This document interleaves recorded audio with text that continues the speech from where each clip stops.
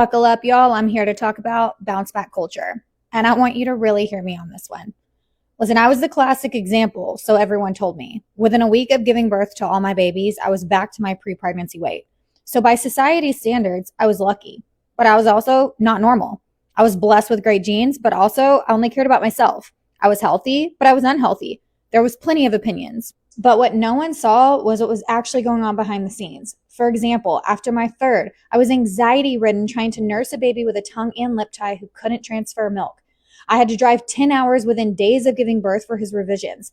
My stitches literally tore apart because I was sitting in positions to help him nurse that wrecked my healing. And I remember saying, I don't care what happens to me. I just want to have a good breastfeeding journey. Because that's what we do as moms. We give everything. But yet the world only sees the outside. They see the body and not the cost. I was told I had my body back, but my body had very much just had a baby. Bounce back culture is so polarizing. One person looks at a woman and says, wow, she bounced right back. Another says, she must be so unhealthy. But neither knows what's going on the inside. We've got to stop viewing postpartum women through the lens of just their bodies. Some lose weight fast, some don't.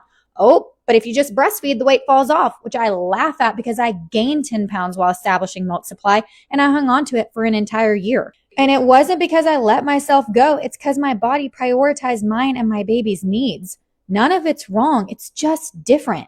And instead of feeling like I had to fit myself into this bounce back narrative and do more or diet to lose that weight, I had peace. I nourished my body. I prioritized muscle mass and I let it progress as it needed versus forcing it before it was ready. Your body's timeline isn't supposed to match anyone else's. Postpartum isn't a race and it's not 6 weeks long. It's a lifelong process of rebuilding and rediscovering who you are. Now, let me be clear. I am all about moving your body, staying strong, and taking care of yourself during every season of life. It's what I did, what I do, and what I help thousands of other women do. And I'll always advocate for that because it will benefit you and your baby.